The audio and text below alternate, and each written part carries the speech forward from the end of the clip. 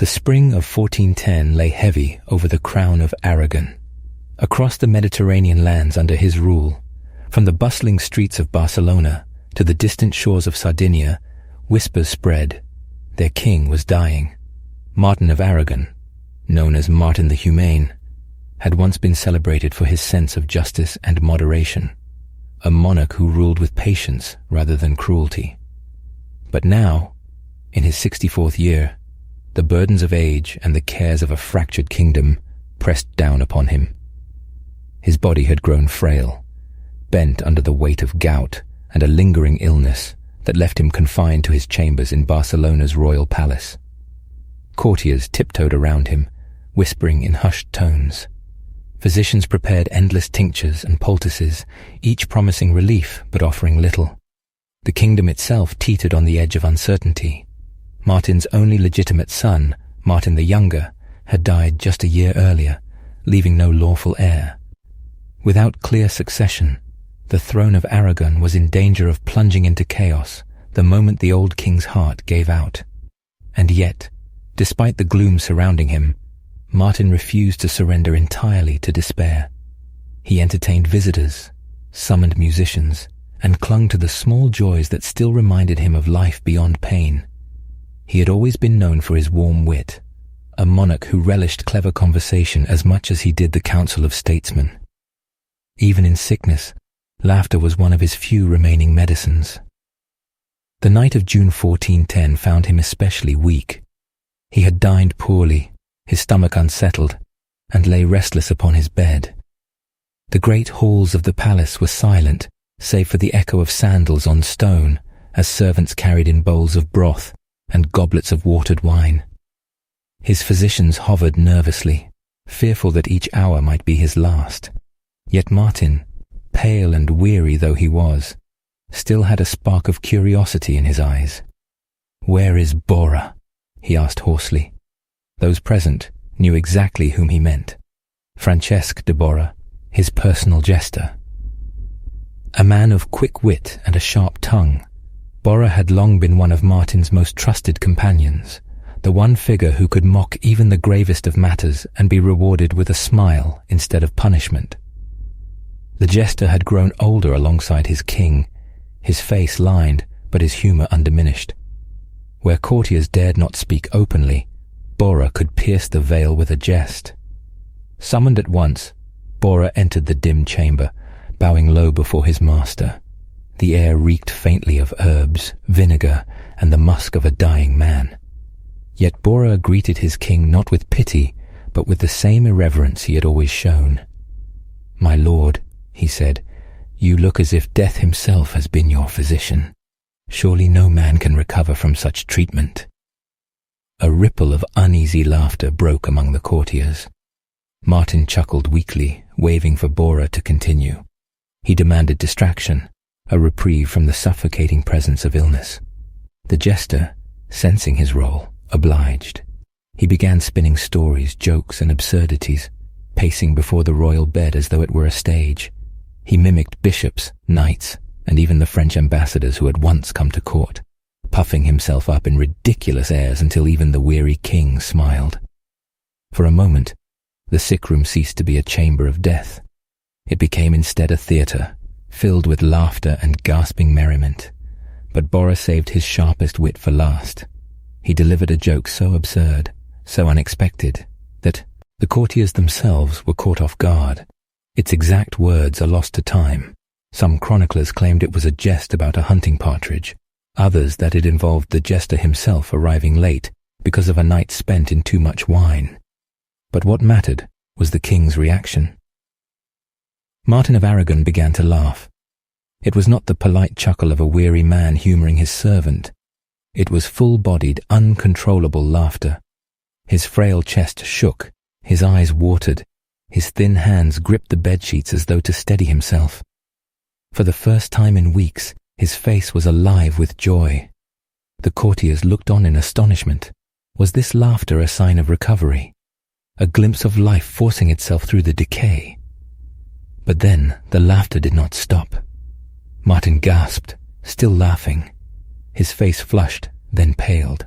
His weak body, unable to withstand the convulsions of such hilarity, trembled violently. Physicians rushed to his side, but the king could not be calmed. His laughter became ragged breaths, his gasps sharp and desperate. Yet still, the sound of mirth left his lips, as though he were possessed by joy too great for his body to contain. And then, with one final convulsion, King Martin of Aragon collapsed against his pillows. His laughter ceased. Silence fell over the chamber. The courtiers, frozen in horror, stared as the royal physicians leaned over their master. A moment later, the grim verdict was whispered. The king was dead. The chroniclers of the time would record it in stunned disbelief. That Martin of Aragon, the last male of his line, the king of a realm stretched across the Mediterranean, had died laughing at a joke. A monarch whose reign had been marked by patience and reason, undone not by sword or poison, but by his own mirth. That night, Francesc de Borja fled into the shadows of the palace. Some said he vanished forever, fearful of being accused of killing the king with his wit. Others whispered that he remained in service under the new regime, though never again with the same reckless freedom. For if laughter had once been a gift in Martin's court, it had also become his fatal curse. And so the fate of Aragon darkened, for with Martin's death came a succession crisis, a battle for power that would convulse the crown for years. His laughter, which had seemed a final act of defiance against suffering, opened instead the door to chaos. The last king of his dynasty had died not with dignity, not with solemn prayer, but with tears of amusement upon his cheeks. In the silence that followed, the courtiers who had watched could only whisper among themselves. Was it tragedy or divine jest that their sovereign had been carried away by laughter itself? The kingdom would soon decide. The dawn after King Martin's sudden death was not filled with the tolling of bells, nor the solemn processions befitting a monarch's passing. Instead, the palace of Barcelona was consumed by silence, an eerie, watchful silence, as though the courtiers feared that any sound might shatter the fragile order that clung to the realm in the wake of calamity. Martin's corpse lay upon his bed, his lips still curved faintly in the echo of his final laughter. His attendants had covered him hastily with a sheet, but the strange, almost mocking expression on his face was whispered about with unease. The king who had died in mirth seemed in death to mock those left behind with a smile that carried no comfort. Yet there was no time for reflection or mourning, for those who served him knew that his death without a direct heir would unleash a storm. The crown of Aragon, comprising Catalonia, Valencia, Aragon itself, Sardinia, Sicily and Naples, was no small dominion. It was a Mediterranean empire, its ports and fleets central to trade, its territories desired by neighboring powers. And now, for the first time in generations, the throne stood empty. Martin's only legitimate son, Martin the Younger, had died in 1409, leaving behind only an illegitimate son, Frederick. But Frederick, though recognized by many as a capable man, was barred from legitimate succession by the laws of the Church. With Martin's laughter-choked death, a dozen claimants rose like vultures circling a corpse.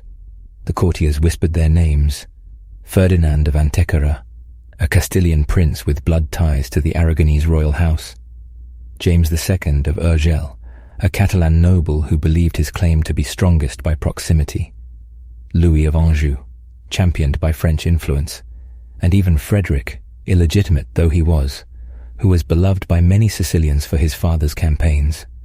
The court fractured along lines of blood, language, and ambition. That night, as the king's body cooled, the council convened. The hall was lit by flickering torches, the air heavy with tension. The Archbishop of Tarragona declared that Aragon must be spared the fate of civil war, but others, emboldened by Martin's death, pressed their cases. One chronicler describes the moment vividly. Where once the king's voice had settled all disputes, now the chamber rang with 100 voices. The body of the sovereign lay still above, while below men bared their teeth at one another. Meanwhile, the common people reeled at the manner of Martin's passing. Rumors spread quickly through Barcelona that he had been cursed by a witch, that his jester had been an agent of the devil, or that God himself had struck him down for failing to secure the succession. Laughter, once a balm of the court, was now feared as a dangerous omen. Mothers hushed their children's giggles, whispering, "Remember the king, he laughed, and it killed him." But beyond the gossip, the reality was harsher still. With Martin's death, the House of Barcelona, the dynasty that had ruled Aragon for centuries, was extinct in the male line. The last of a dynasty had died not on the battlefield, nor in solemn prayer, but with a joke lodged in his lungs. And so, the weight of history fell upon those who remained. The year following Martin's death became one of the most turbulent in Aragonese history. Known as the interregnum of 1410-1412, it was a period of raw uncertainty. Nobles armed their retainers, cities fortified their walls, and neighboring kingdoms watched with greedy eyes. The laughter that had ended a king's life now threatened to ignite a war over who would wear his crown. Ferdinand of Antequera, backed by Castilian might and his Trastamara bloodline, began to maneuver skillfully. He promised stability, promised to uphold the traditions of the Crown of Aragon, while also forging closer ties with Castile. To some, he represented security. To others, he was a Trojan horse, a Castilian prince who would erode Aragonese independence. James of Urgel, on the other hand, represented the old nobility of Catalonia. Fiercely proud, he declared himself the rightful heir by lineage. His supporters claimed that to crown anyone else would betray the very laws of succession. But James lacked the broad alliances that Ferdinand had cultivated. His claim, though legitimate on paper, lacked the strength of armies. As these factions clashed, the corpse of King Martin was interred in Poblet Monastery, the traditional resting place of Aragonese monarchs. There, monks laid him to rest with chants and incense, but the manner of his death haunted the ceremony. Chroniclers wrote that his epitaph might as well have been, "He laughed, and in laughter perished." And yet, behind the solemn prayers, the realm burned with unease. The question was no longer about the joke that killed a king. It was about the void he left behind. In 1412, after 2 years of wrangling, the fate of Aragon was decided at the Compromise of Caspe. A council convened to select the next ruler. Nobles, clergy, and representatives debated fiercely. And in the end, it was Ferdinand of Antequera who emerged victorious, crowned King Ferdinand I of Aragon. His reign marked the rise of the Trastamara dynasty, binding Aragon closer to Castile and paving the way, generations later, for the union that would forge modern Spain. Yet for all his ambition, Ferdinand could never escape the shadow of Martin's death. For everywhere in the realm, the people remembered that the last king of Barcelona's line had died, not with a cry of anguish, nor with a blessing upon his lips, but with laughter. His death was retold in taverns, markets, and courts across Europe, an absurd end that seemed almost too strange to believe. Some called it fitting, that Martin the Humane, a king remembered for kindness, had died in joy rather than suffering. Others called it a divine mockery, a judgment upon a dynasty that had failed to secure its future. But whatever the interpretation, one truth remained unshakable. Martin's death changed history. A single joke, spoken in a dimly lit chamber, had become the hinge upon which the destiny of Aragon, and indeed of Spain itself, had turned. The laughter had ended, and in its silence, the fate of nations was decided. Long after the dust of the succession crisis settled, long after Ferdinand of Antequera took the throne and bound the crown of Aragon to the Castilian Trastamaras, the memory of Martin's death refused to fade. It lingered not as a solemn tale of politics or dynasties, but as a grotesque anecdote, an absurd and almost mocking footnote in the chronicles of kings. For while Ferdinand was remembered for consolidation, while James of Urgel was remembered for his rebellion, Martin of Aragon became remembered above all else as the king who laughed himself to death. In the courts of Europe, his fate was retold with fascination and derision. Ambassadors in France whispered it as a parable of fate's cruelty, that even a king, cloaked in silks and crowned with gold, might perish not by sword or plague, but by the simple crack of a joke. In Italy, poets immortalized him in satire, mocking the fragile vanity of rulers. In Germany, The tale was woven into the chronicles of strange deaths that entertained and horrified readers alike. And in England, centuries later, antiquarians catalogued his demise alongside that of other monarchs whose ends seemed too strange to be real. But in Aragon itself, the laughter took on a different shade. It was not mere curiosity. It was a wound. For Martin's death marked the extinction of the House of Barcelona, the dynasty that had shepherded the crown of Aragon for generations. To many, his demise was seen not as an isolated accident, but as an omen, a divine signal that the line had run its course. His smile in death, frozen upon his lips, was interpreted as a grim irony, that a dynasty ended not in mourning, but in mirth, as though heaven itself mocked human pretensions to permanence. The chronicler Pere Tomic, writing decades later, captured this sentiment. It was as if God himself laughed at the king's laughter, turning joy into ruin and merriment into mourning. Such words struck at the heart of the medieval imagination, where every death bore meaning, every passing carried the weight of divine judgment. Among the people, the story took on a folkloric life of its own. In the taverns of Barcelona, storytellers embellished the account, adding flourishes to delight and disturb their listeners. Some said Martin's laughter was so violent that it shook the rafters of the palace, causing servants to flee in terror. Others claimed that the jester's joke had been whispered by the devil himself, sent to claim the king's soul in mockery. Mothers warned their children not to laugh too long, lest they share the king's fate. The tale was not confined to whispers. It was carved into the collective memory of Aragon. In the years that followed, whenever famine struck or when wars drained the realm, some would mutter, "It began with the laughter of a king." For in the medieval mind, death was never mere accident. It was a sign, a lesson written in flesh and bone. Even the monks of Poblet Monastery, where Martin lay entombed, were not immune to the strangeness of their charge. Visitors reported that pilgrims sometimes knelt at Martin's grave, not to pray for his soul, but to marvel at the tale of his end.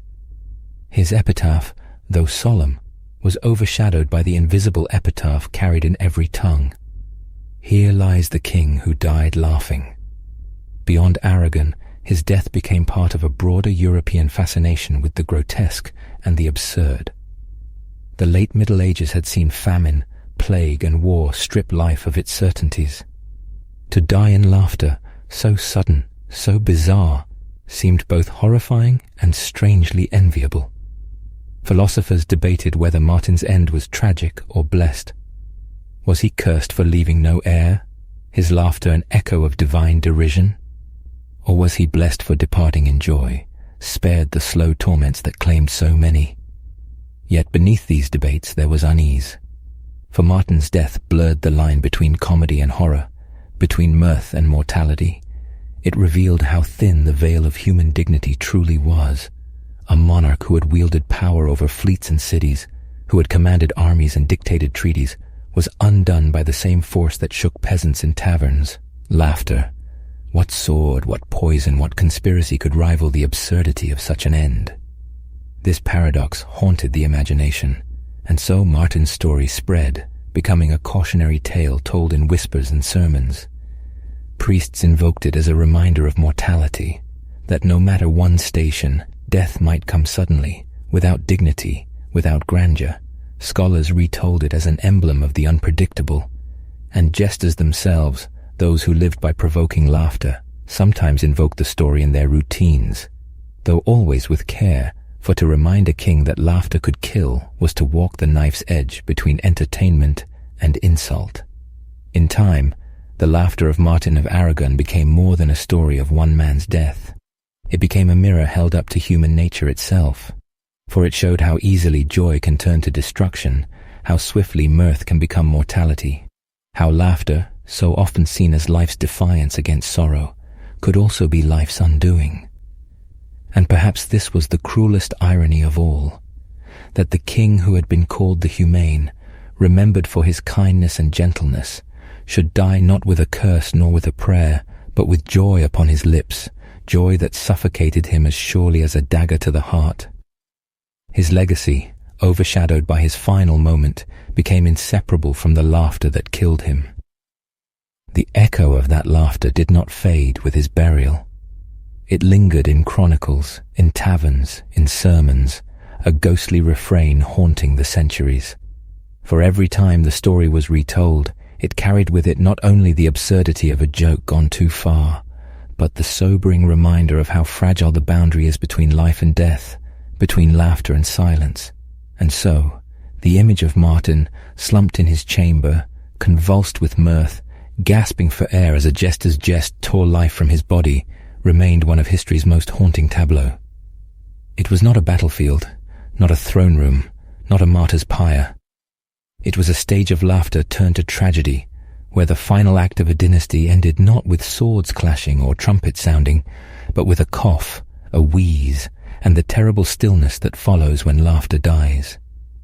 In the decades after King Martin of Aragon's death, the absurdity of his end did not vanish into silence, but instead became a parable repeated across Europe, a story told with equal parts amusement and unease, a tale that unsettled precisely because it blurred the line between comedy and catastrophe.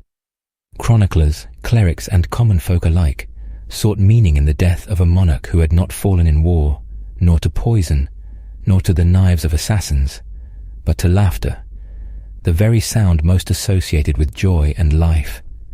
What did it mean that a king could be undone by the same force that gave peasants respite from hunger and nobles relief from intrigue? For some, the answer was divine irony. God, they argued, had chosen to end the line of the House of Barcelona with a gesture that revealed how fleeting and ridiculous human power could be.